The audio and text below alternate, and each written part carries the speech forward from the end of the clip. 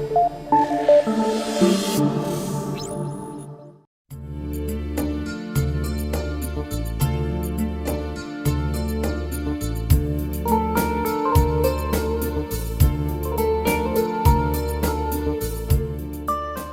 کے خلاف شکوک و شبہات حقائق کے آئینے میں۔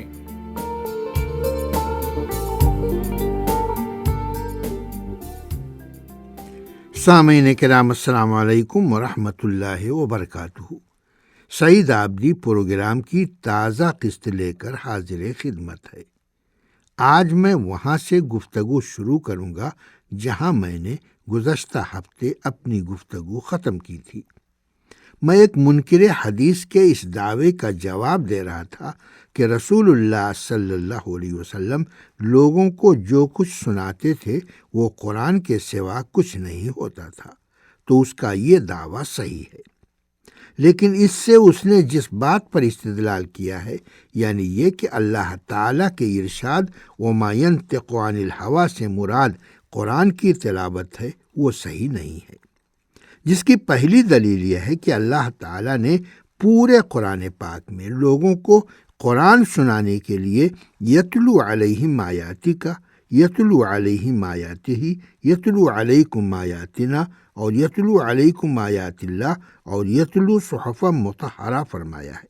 کہیں ایک جگہ بھی اس کے لیے ینطقو کی تعبیر اختیار نہیں فرمائی ہے، اور اللہ تعالیٰ کا ایسا کرنا خالی از حکمت نہیں ہو سکتا۔ اور دوسری دلیل یہ ہے کہ ینطقو سے اگرچہ یتلو کا مفہوم بھی نکلتا ہے، مگر صرف تلاوت کا مفہوم نہیں نکلتا۔ مزید ایک آیت میں اللہ تعالیٰ نے ینطقو کا مفعول بہی استعمال نہیں کیا ہے، جس سے زبان سے کوئی بھی بات نکالنے کا تعین ہو جاتا ہے، اور وما ينطق عن الهوى کا یہ مفہوم متعین ہو جاتا ہے کہ رسول اللہ صلی اللہ علیہ وسلم اپنی زبان مبارک سے کوئی بھی بات محض خواہش سے نہیں بولتے تھے، قطع نظر اس کے کہ اس کا تعلق دین سے ہو یا غیر دین سے۔ اس کی دلیل یہ ہے کہ اللہ تعالیٰ نے سورہ قلم کی آیت نمبر 4 میں آپ کو خلق عظیم پر فائز قرار دیا ہے، اور خلق اس صفت کو کہتے ہیں جو اقوال و افعال کا مصدر اور محرک ہو، اور یہاں آیت میں یہ فرمایا ہے کہ آپ جو کچھ فرماتے ہیں وہ وحی کے علاوہ کچھ نہیں۔ ارشاد الہی ہے وَمَا يَنطِقُ عَنِ الْهَوَىٰ إِنْ هُوَ إِلَّا وَحْيٌ يُوحَىٰ، اور وہ خواہش سے نہیں بولتا، وہ تو صرف وحی ہے جو کی جاتی ہے۔ اس سے اس بات کا تعین ہو جاتا ہے کہ وہ امور دین سے متعلق آپ کی کسی بھی بات کا محرک خواہش نفس نہیں ہے، بلکہ آپ کی ہر بات وحی پر مبنی ہوتی ہے۔ اور اس آیت سے پہلے یہ فرما دینا کہ ما ضل صاحبکم وما غوا، تمہارا ساتھی نہ بدراہ ہے اور نہ بہکا ہے، ینطقو سے دین کے بارے میں ہر طرح کی بات مراد لینے کی تاکید ہو جاتی ہے، کیونکہ جو بدراہ ہو اور عقید و فکر میں صحیح راہ سے بھٹک گیا ہو، وہی خواہش نفس سے جو چاہتا ہے زبان سے نکالتا رہتا ہے۔ مذکورہ منکر حدیث نے از راہ تمسخر جو یہ کہا ہے کہ جو لوگ یہ دعویٰ کرتے ہیں کہ آپ ہر بات وحی الہی سے بولتے تھے، تو اس کے جواب میں عرض ہے کہ مفسرین میں کسی نے بھی یہ بات نہیں کہی ہے، بلکہ سب نے یہاں ینطقو سے دینی امور کے بارے میں کچھ کہنا اور بولنا مراد لیا ہے، کیونکہ اس کے بعد وحی کا ذکر آیا ہے۔ اب رہا یہ سوال کہ کیا نبی صلی اللہ علیہ وسلم خالص دنیاوی امور میں خواہش سے بولتے تھے، تو آیت میں اس سے کوئی تعرض نہیں کیا گیا ہے۔ البتہ ما ضل صاحبکم وما غوا اور وَإِنَّكَ لَعَلَىٰ خُلُقٍ عظیم سے اس بات کا بھی تعین ہو جاتا ہے کہ دنیاوی امور میں بھی آپ کی کوئی بات خواہش نفس کے نتیجے میں نہیں نکلتی تھی، کیونکہ جہاں یہ خلق عظیم کے منافی ہے، وہیں ضلالت اور گمراہی کی پیداوار ہے، اور اللہ تعالیٰ نے آپ کو خلق عظیم پر فائز اور ضلالت اور غوایت کی صفت سے آپ کو پاک قرار دیا ہے، جس کا مطلب یہ نکلا کہ نبی صلی اللہ علیہ وسلم کی زبان مبارک سے کسی بھی حال میں کوئی خواہش نفس پر مبنی بات نہیں نکلتی تھی،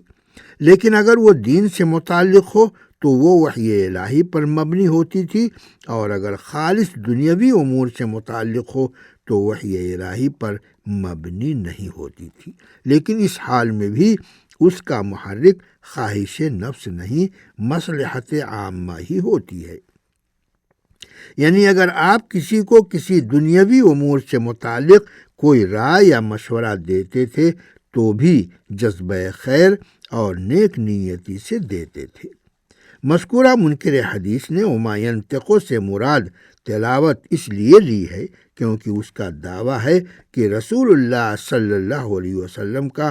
فرض رسالت تلاوت قرآن میں محصور تھا، جس کی نکارت واضح کی جا چکی ہے، اور یہ بتایا جا چکا ہے کہ پورے قرآن پاک میں آپ کے حوالے سے کہیں بھی ینطقو کہہ کر یتل الکتاب یا ایتل القرآن نہیں مراد لیا گیا ہے، اور یہ بھی واضح کیا جا چکا ہے کہ ینطقو کا مفعول بہ نہ لا کر اس کو تلاوت پر محمول کرنا ہر دھرمی کے سوا کچھ نہیں۔ مزید یہ کہ جس سیاق و سباق میں وما ینطق عن الہویٰ فرمایا گیا ہے، اس سیاق و سباق میں اس سے تلاوت قرآن مراد لینے سے یہ لازم آتا ہے کہ آپ مکی عہد میں ہر وقت قرآن ہی پڑھا کرتے تھے، جو آپ کی دعوتی سیرت پاک سے بے جوڑ ہے۔ ویسے بھی تلاوت قرآن سے خواہش نفس کی نفی بے معنی ہے، اور چونکہ خواہش معنوی اور غیر مرئی شخص شے ہے، اس لیے آپ کی صفت کو اس سے پاک قرار دینا اور وہ بھی تلاوت قرآن سے متعلق ایک عبث حکم ہے، کیونکہ کفار سے یہ کہنا کہ آپ قرآن کی تلاوت خواہش نفس سے نہیں کرتے بے معنی ہے۔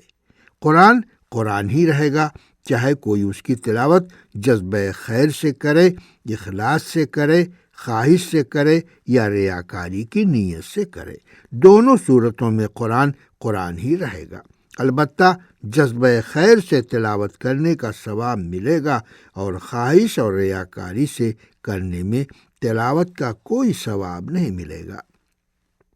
اور کفار مکہ ایمان نہیں رکھتے تھے کہ ان کو اخلاص کی تعلیم دی جاتی۔ اللہ تعالیٰ کے ارشاد وما ینطق کی صحیح توضیح و تفسیر کے بعد آئیے مذکورہ منکر حدیث کی دوسری حرزہ سرائی سنیے۔ اس کا دعویٰ ہے کہ اگر رسول اللہ صلی اللہ علیہ وسلم غلطیوں سے پاک اور محفوظ ہوتے اور ہر وقت وحی کی روشنی میں بولتے تو آپ نے یہ نہ فرمایا ہوتا کہ کنت نہیتکم عن زیارت القبور الا فزوروها فانها تذکر الآخرہ، میں تم لوگوں کو قبروں کی زیارت سے منع کر چکا تھا، تو اب قبروں کی زیارت کرو کیونکہ وہ آخرت کو یاد دلاتی ہیں۔ اس کا دعویٰ ہے کہ زیارت قبور سے متعلق آپ نے اپنی سابقہ بات اور رائے بدل دی، جس سے یہ تاکید ہوتی ہے کہ آپ ہر بات وحی الہی سے نہیں فرماتے تھے۔ میں اس کی اس جہالت کا جواب دینے سے پہلے ایک بار پھر یہ واضح کر دینا چاہتا ہوں کہ ہم مسلمانوں کا یہ عقیدہ ہے کہ دین سے متعلق آپ کی ہر بات وحی الہی پر مبنی ہوتی تھی۔ رہی دنیاوی بات تو وہ بھی خواہش نفس سے تو پاک ہوتی تھی، مگر وحی پر مبنی نہیں ہوتی تھی۔ اب رہی بات قبروں کی زیارت کی، تو آپ نے آغاز دعوت میں مسلمانوں کو زیارت قبور سے منع فرما دیا تھا، کیونکہ جو لوگ ایمان لائے تھے ان کا زمانہ کفر و بت پرستی سے ابھی بہت قریب تھا، اور ان کو توحید کی لذت نہیں ملی تھی، اور زیارت قبور کا بت پرستی سے ایک طرح کا تعلق ہے، اور بعض صالحین کی قبریں بتوں میں شمار ہوتی تھیں۔ وہی معنی کہ ان کی زیارت اس لیے کی جاتی تھی کہ ان میں مدفون مردوں سے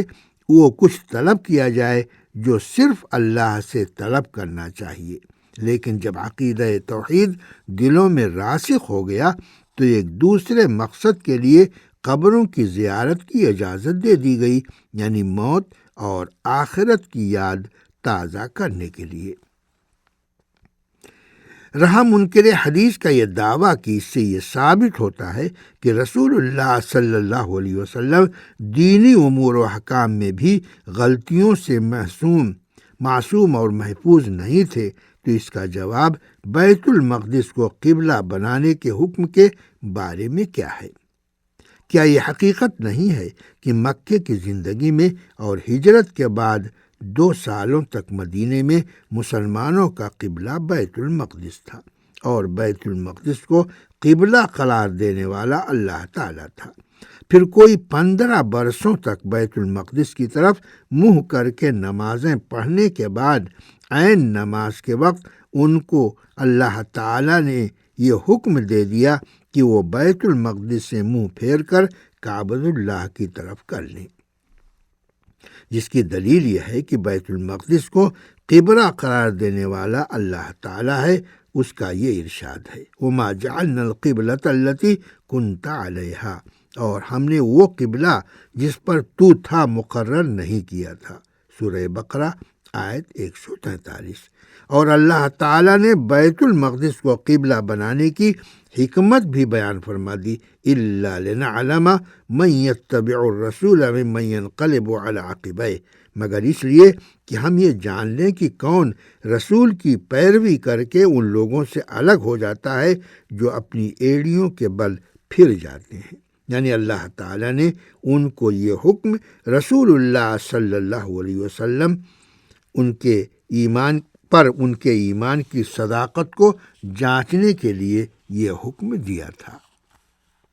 پھر ہجرت کے 2 برس بعد عین نماز کی حالت میں اللہ تعالیٰ نے مسلمانوں کو یہ حکم دے دیا کہ وہ اپنا منہ پھیر کر کعبۃ اللہ کی طرف کر لیں۔ کیا مذکورہ منکر حدیث یہ بتا سکتا ہے کہ اللہ تعالیٰ نے اپنا سابقہ حکم کیوں بدل دیا؟ کیا نعوذ باللہ اللہ تعالیٰ بھی غلطیاں کر سکتا ہے؟ سامعین، آج میں اسی پر اکتفا کرتا ہوں، تو آئندہ ہفتے تک کے لیے سعید عابدی کو اجازت دیجیے۔ والسلام علیکم ورحمۃ اللہ وبرکاتہ۔